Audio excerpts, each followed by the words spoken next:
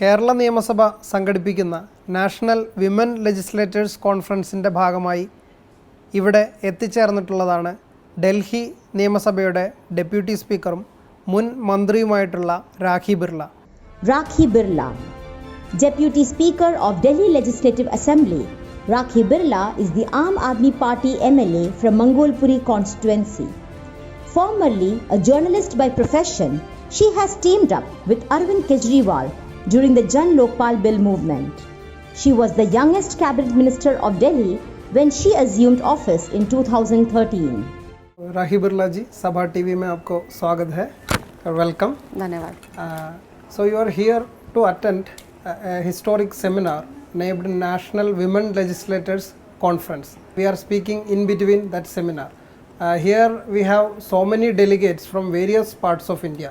The women delegates, they are discussing about their experiences and various issues facing by women, etc. What do you feel right now and what do you want to comment on it? सबसे पहले तो मैं बहुत thank you, धन्यवाद करना चाहूँगी हमारी Kerala assembly के जो स्पीकर महोदय हैं मिस्टर राजेश जी का, जिन्होंने इस अपॉर्चुनिटी को लिया और राष्ट्रीय महिलाओं का जो प्रतिनिधित्व करती हैं, चाहे वो विधानसभा का चाहे वो लोकसभा का, उनके एक कॉमन प्लेटफॉर्म देकर महिलाओं को आगे बढ़ाना, महिलाओं के सशक्तिकरण, महिलाओं की सरकार और देश को आगे ले जाने में क्या महत्वपूर्ण भागीदारी और जिम्मेदारी है, उन तमाम विषयों को रखा. तो सबसे पहले उनको धन्यवाद. और निश्चित तौर पर एक महिला प्रतिनिधि होने के कारण और एक इस देश की जिम्मेदार नागरिक और जिम्मेदार बेटी होने के वजह से बहुत प्रिविलेज और बहुत ही सम्मान इस कॉन्फ्रेंस में आकर मैं महसूस कर रही हूँ. और पिछले 2 दिनों में महिला सशक्तिकरण, देश में जो महिलाओं के लिए कानून बनाए गए हैं, किस प्रकार से सफलतापूर्वक ज़रूरतमंद महिलाओं तक उनको पहुंचाया जा सके, भविष्य में महिलाओं को किस प्रकार से राजनीतिक भागीदारी, आर्थिक भागीदारी, अलग अलग व्यवसायों में उनकी भागीदारी को कैसे सुनिश्चित किया जाए, इन विषयों पर लगातार चर्चा और मंथन जारी है.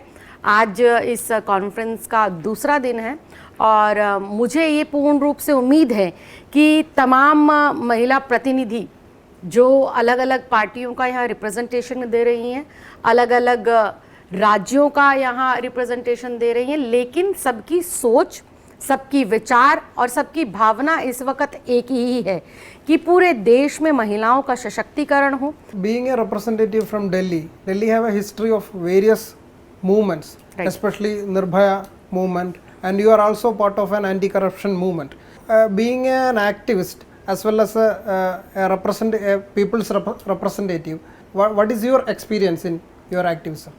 अगर एक जन आंदोलन कार्यकर्ता की बात करूं, उस रूप में बात करूं, और एक महिला प्रतिनिधित्व के दौरान अपने जो समय है या एक्सपीरियंस है मैं उसकी बात करूं, तो निश्चित तौर पर देश में बदलाव हो रहा है और दिल्ली इसका बहुत बड़ा उदाहरण है. मैं एक साधारण सी लड़की जो आम घर से निकली हुई, जिसका कोई राजनीतिक बैकग्राउंड नहीं था, उसको पहली ही मर्तबा दिल्ली की सरकार में चुनकर अगर जनता ने बिठाया है, तो निश्चित तौर पर महिला हो या पुरुष हो, इस देश का मतदाता इस वक्त बदलाव चाहता है, चेंज चाहता है. और वो चेंज चाहता है एक पॉजिटिव एटीट्यूड में. वो चेंज चाहता है, अगर हम जिस स्टेट में बैठे, हम इस स्टेट की बात करें, तो यहाँ पर चेंज जो आप महसूस करेंगे वो क्यों है? Just because of education. यहाँ पर लिटरेसी रेट जो है वो पूरे देश भर में सबसे ज़्यादा है. यहाँ की सरकारों ने, यहाँ के लोगों ने, जो सरकार ने जो पॉलिसी इंट्रोड्यूस करी है उसको अडॉप्ट किया और बहुत पॉजिटिव मैनर के अंदर उसको सक्सेसफुली अटेम्प्ट भी किया है. तो उसका जो प्राइमरी फोकस होता है वो एजुकेशन होता है, हेल्थ फैसिलिटीज़ होता है. जो फीमेल्स है, आधी आबादी इस देश की है जिसको सुरक्षा चाहिए, जो काम पर जाना चाहती है एक खुले दिमाग के साथ, उसको पूरा का पूरा जो है इम्पोर्टेंस देते हुए उनकी चाहे बसों की राइड है उसको फ्री करने का काम किया. उन लोगों को चाहे वो लेट नाइट आ रही हैं या अर्ली मॉर्निंग जा रही है, उनको सेफ्टी हो इसके लिए उनके चाहे उनके गली है, चाहे उनके पार्क हैं, चाहे उनके रोड्स है, हर कॉर्नर पर सीसीटीवी कैमरा को इंस्टॉल करना. बसेस, आपने निर्भया की बात करी, निर्भया केस जो हमारा हुआ एक बस के अंदर हुआ, निश्चित तौर पर प्राइवेट बस थी, लेकिन बहुत ही दुर्भाग्यपूर्ण वो घटना थी। आज भी मेरे अभी भी उस घटना से का बात करते हुए रोंगटे खड़े हो रहे हैं। लेकिन ऐसी घटनाएं ना दोहराई जाएं, इसके लिए लगातार दिल्ली की सरकार में बैठे हुए हम लोग प्रयासरत हैं। और आज दिल्ली की बसों के अंदर मार्शल्स को तैनात करना, मार्शल्स को डिप्यूट करना, सीसीटीवी कैमरा बसों के अंदर इंस्टॉल करना, पैनिक बटन, अगर मान लीजिए भीड़ है बस में और किसी लड़की के साथ कुछ गलत हो रहा है और वो बोल नहीं पा रही, तो सीधा वो पैनिक बटन को पुश कर सकती है और एक जो है अलार्म एक्टिव हो जाएगा कि किसी बेटी के साथ कुछ गलत हो रहा है।